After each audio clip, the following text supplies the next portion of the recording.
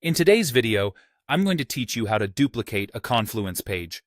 This process can come in handy when you need to reuse content in Confluence without starting from scratch.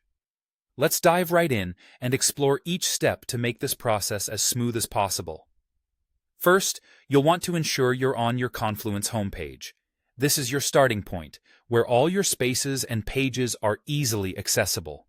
From the home page, you'll want to select the workspace you're interested in. It's essential to choose the correct workspace because this is where your pages and projects are organized. This helps keep everything streamlined and avoids any confusion down the line. Once you've selected your workspace, it's time to locate the specific page you want to duplicate. Navigate through your workspace, keeping an eye on the left-hand panel where your pages are listed. When you find the desired page, you'll notice a menu icon represented by 3 dots, also known as the More Actions option, usually located to the right of your page title. Clicking this icon reveals a list of options. In this menu, look for the option labeled Duplicate.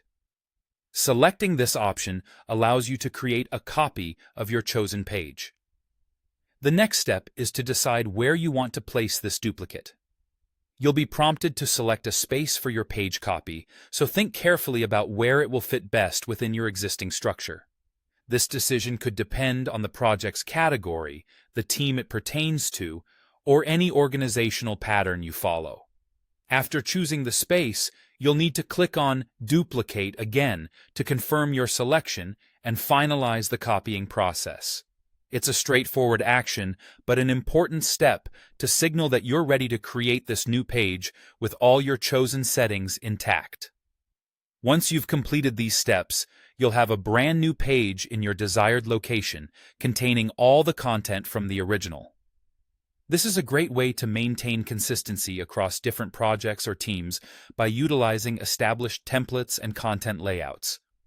Remember, if any edits are needed for the new page, you can do that right away, tailoring it to suit any new requirements or updates specific to its new context.